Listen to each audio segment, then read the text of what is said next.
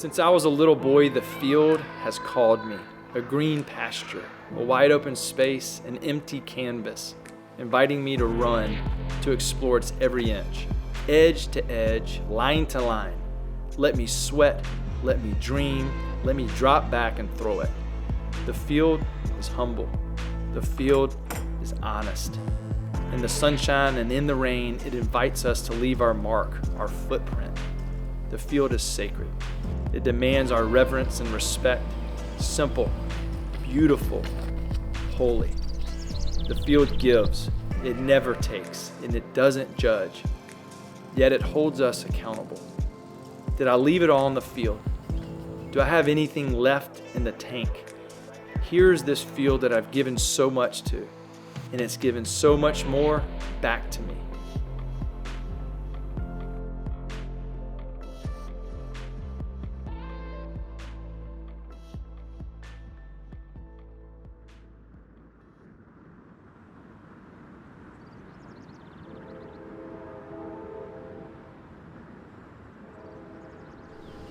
Yeah, so this field kind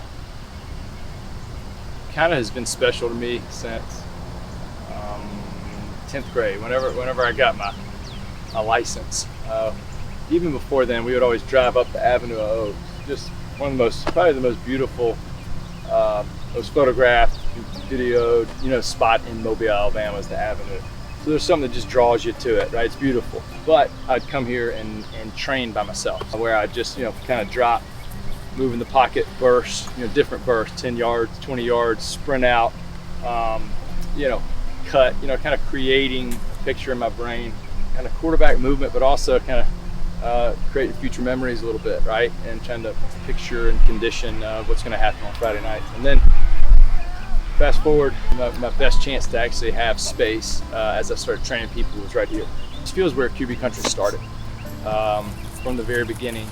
And this is where we'd come, about 7 days a week there, just couldn't tell anybody no, any time of the day, any day of the week was good. And just kind of this field brought me back to my upbringing, just the love of the field, the love of the open space, and the love of having a ball in your hand, and then at that point kind of transitioning into coaching kids that want to do the same thing that I always wanted to do. Just a lot has happened here. My grandfather was a teacher here. My grandmother was the librarian right over here at Spring Hill College. My wife went to school here. We got married here. The business was started here. QB Country started here. And so the thing that just keeps bringing me back, there's natural beauty here. There's also, I don't know if you feel it, but there's something that kind of calls you a little bit. And I think that's what beautiful spaces do. They kind of speak to you and they inspire you. And I'm inspired when I walk in this field. And I'm anxious. I get eager to kind of run around on it. Well, there's a reason why my house is, 2-3 blocks away from here. This is kind of home to me.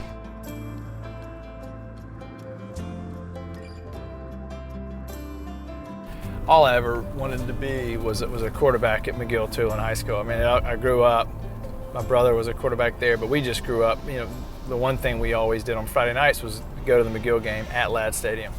So you just grow up and you see, McGill play for 15 years, and you know every quarterback dating back to when you're in preschool probably. And so to be the guy there, start there for 3 years, and incredible memories on this field with my teammates and friends, and even before then in the CYO.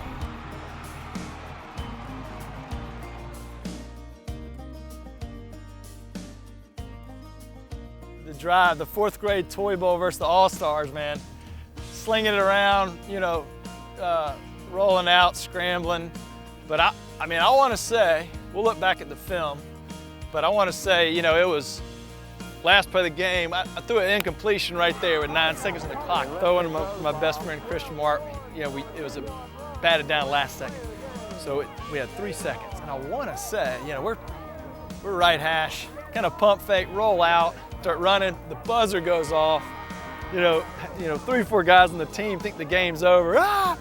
And the other one's like, no, no, and here we are, kind of going, make some moves, make a miss, literally right here, get hit, kind of dragging one dude, and I literally stretch over, and my knee may have been down. There's a lot of speculation, because I ended up playing high school football with all those same guys. But anyway, we win. Last play of the game, and the 2-minute drive against Davidson High School, throw it to Paul Jackson right there. He makes a move, runs it in. Those moments are unbelievable. Those are the moments you dream about. I always wanted to play in the NFL. I always wanted to, kind of be an NFL quarterback. That was the dream. And, obviously it didn't happen that way. It's so cool to think about the guys that we train that have played on this field, that are now in the NFL. Daniel Jones and Gardner Minshew and Mac Jones, and just neat, right? My dream didn't come true at the highest level, but in a sense, like for me, it's even more special to be able to kind of pour into other guys and help their dream come true.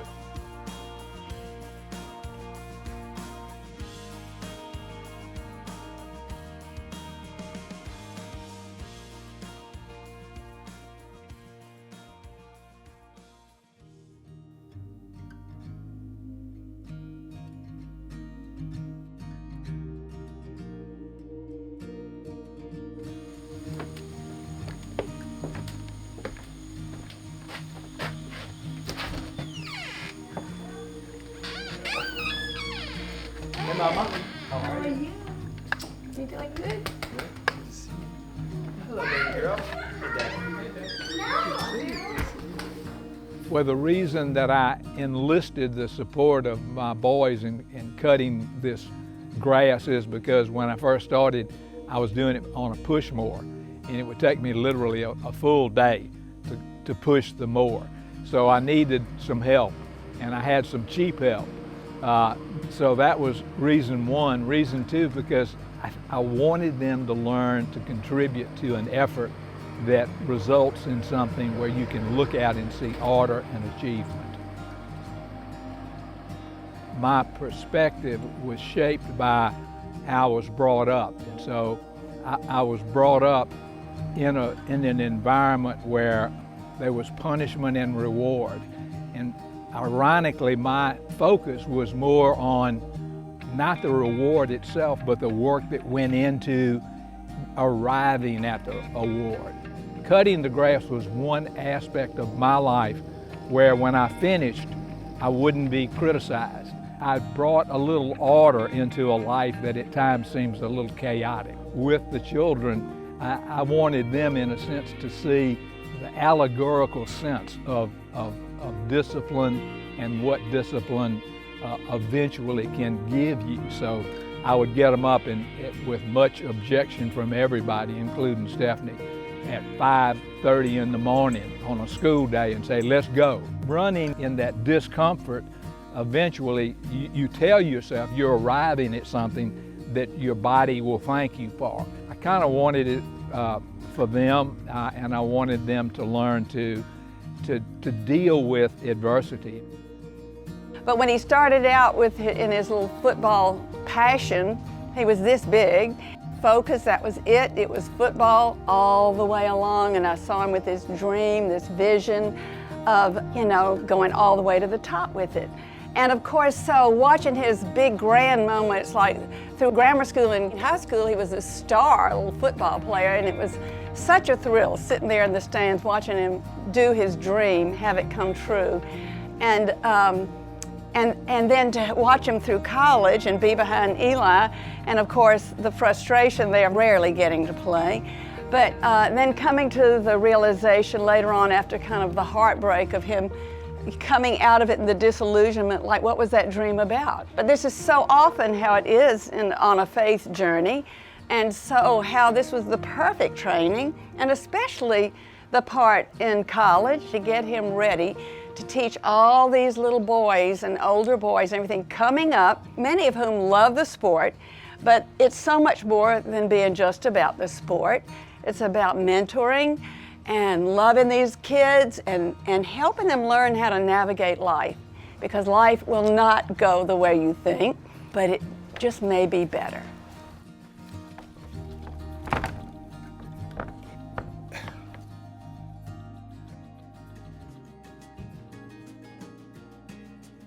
It's a great honor to introduce one of my best friends and the best football player to ever play here at the University of Mississippi, who happens to be the son of the greatest football player to ever play here at the University of Mississippi, and is also the same guy that's about to throw me under the bus probably 3 or 4 times in the next 20 minutes. Eli, we love you. Number 10 always. Eli Manning.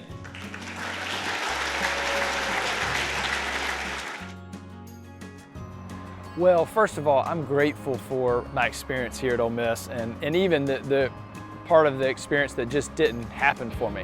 Part of the end goal is to achieve what you kind of set out to achieve. And in my life prior to coming here, it kind of always happened that way. I had a really good high school career, led the state of Alabama in passing, and not getting a scholarship, that was disappointing. It was one of those things that didn't make sense. So I walk on, earned the second string job, ended up playing a lot as a true freshman. I'm glad I walked on. I am a walk-on, and that's really kind of the heart of our company. It's kind of that walk-on mentality. It's like, you don't have to give me anything, because I'm gonna go get it. My dad, kind of instilled in us that you earn it, and there is no entitlement. Nothing's gonna be given to you, and so I love earning it, man. I remember the phone call to Dad when I told, when Coach Cut called me in. And he said, Dave, we got a scholarship for you. And I mean, that's an emotional deal. 6 kids in my family. Dad worked his tail off. Mom did too. We never were poor, but it was hard. I mean, that's a lot. I don't know how he did it. I called Dad and I said, Dad, Coach Cut just put me on a scholarship. And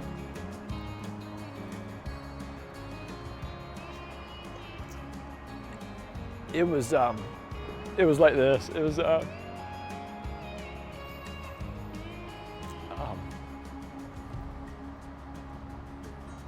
excuse me, sorry. It was powerful.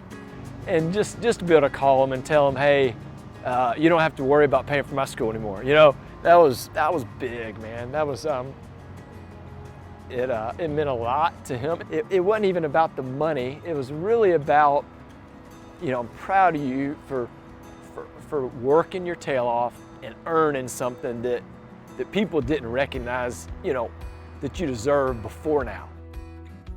I think David has been a big part of my football life. Starting off at my time here at Ole Miss, just having, having a quarterback with you in the meeting rooms, on the road the night before, that loves to talk football, but is also, one of your best friends. And you're not just talking football, you're talking life and life lessons and everything. All the different experiences that we went through. From college all the way up to, being at each other's weddings and to call and congratulate each other on kids being born. And so a lot of guys, you kind of lose that football connection because they're not playing anymore. And even though David wasn't playing, super involved in quarterbacks and drills. So always calling them, hey, what are some drills? Hey, David, you got to come up here to New Jersey.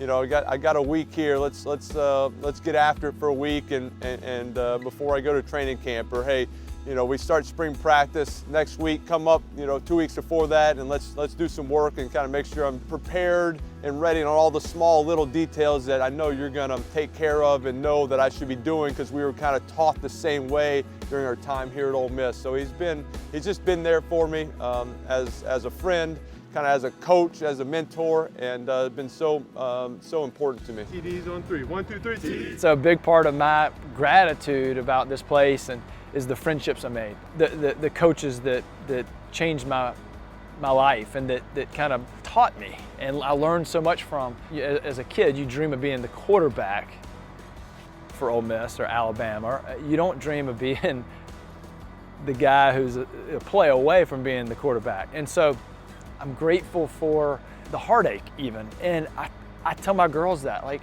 can you be grateful in all things? And if you can, then something else is coming for you. And we train a lot of these Ole Miss quarterbacks and train a lot of guys that they're recruiting, and we train a lot of guys that are playing in that stadium, every week in the SEC and beyond. And so I feel so grateful that even though the football journey was a little disappointing, I feel grateful for it because I see the blessing that's come out of it.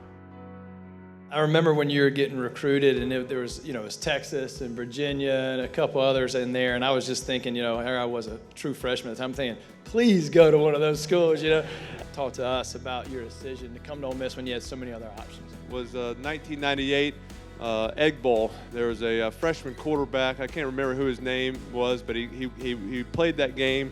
He threw 3 interceptions. I think he went like 3 for 18. I'm like, if I go to Ole Miss, I could probably start. Who was that quarterback, David? Do you remember? Hey, here's the thing. I don't get enough credit around here. I knew he was watching, and I decided I was going to throw 3 picks and go 8 of 24 for less than 100 yards, and here we go. He got here, and I still hadn't gotten my check in the mail, but I'm waiting.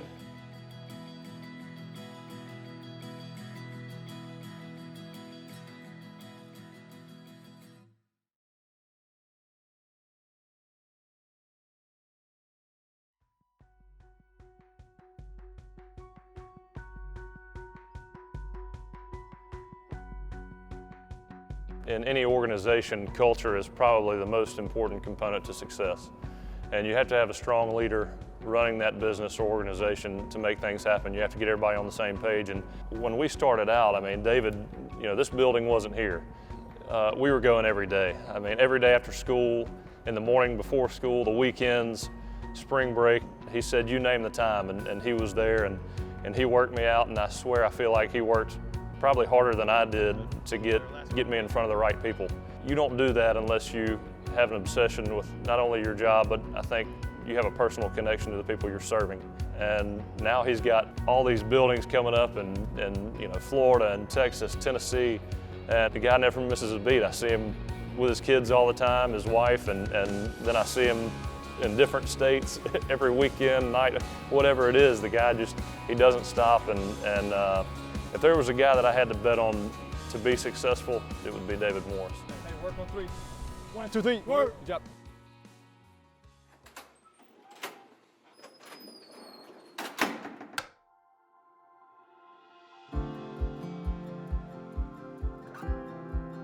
Vocation is where your greatest joy meets the world's greatest need. And so for me, my greatest joy is to be on the field, coaching football, playing football, and therefore there's need there and people want to get better there. And so I feel like this is, how our staff, myself, can make the world a better place. And the reason it takes, a brave person to say yes to a vocation is because you're saying no to a lot of other things.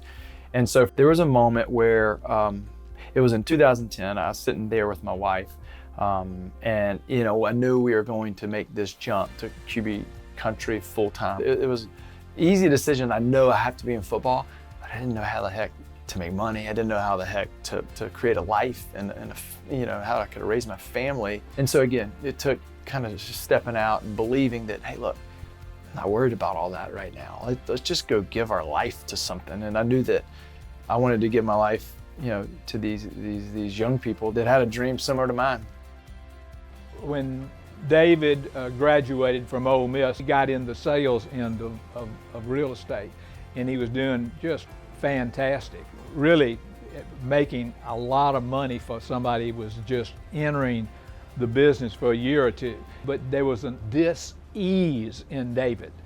That money didn't satisfy, in a sense, that hunger that he had, that calling on his heart. So he would occasionally tell me, I'm going off this afternoon, and I thought, well, David, you're making a lot of money. He was working on a real big deal at the Gulf, and I said, you need to focus on that. But David kept hearing this faint calling, or that knock on his heart kept reappearing, and he kept responding to a point where finally, I guess there was this eureka moment. This is what I want to do. I feel fortunate that I've been able to give my life to these young quarterbacks, right? Each kid's special, I know that. We've had 8 quarterbacks start games in the NFL this year. We've been really fortunate to train some really good ones. But I still love training middle school groups, and I'll always make time for that.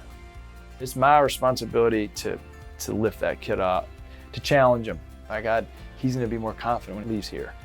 And if he's not, then I hadn't done my job. And that's why we don't turn down kids. That's why we don't matter where they stack up or where they rank.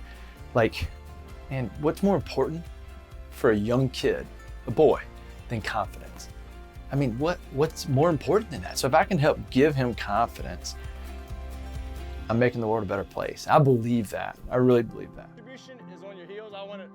Coach David out here every day, he puts all the energy, all the effort into everything we do, and everything that he's taught me has helped become a more confident player, quarterback, person. Been able to do things on and off the field, you know, with character. Taught me a lot of life lessons and how to power through things, adversity. You know, we may not be able to go freshman year in high school and get in the starting spot, but we got to learn to compete. And, you know, he trains us so much and so well that it's just reps, constant reps, being able to let that soak in and be muscle memory. And yeah, it's just been a real good thing. To see, you know, where it was with just me and him at Spring Hill College and to where he is today, it's definitely inspiring to many people, you know, that have seen the whole process, and it makes you very proud to be, you know, not only a part of it, but proud of him and all of his hard work, and to see that everything's paid off. It's awesome. Here's what I mean by that. Watch this rep right here, Ty. So go no throw. So when he throws it, everything's still inside the left foot. The momentum didn't take him outside of it, right?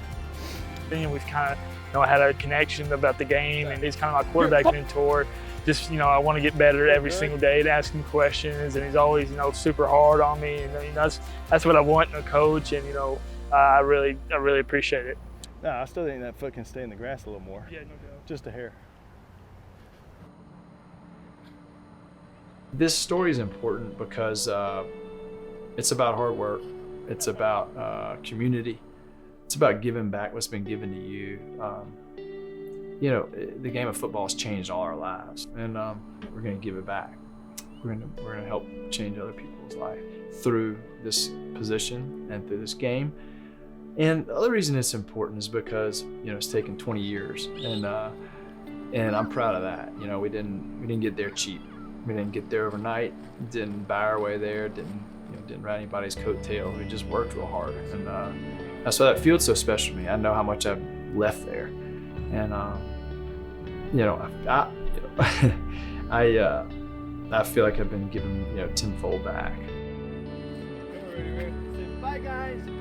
Look, I knew I could play, you know, but maybe in my next life. Until then, I'm gonna coach dudes that play on Sundays. How about that?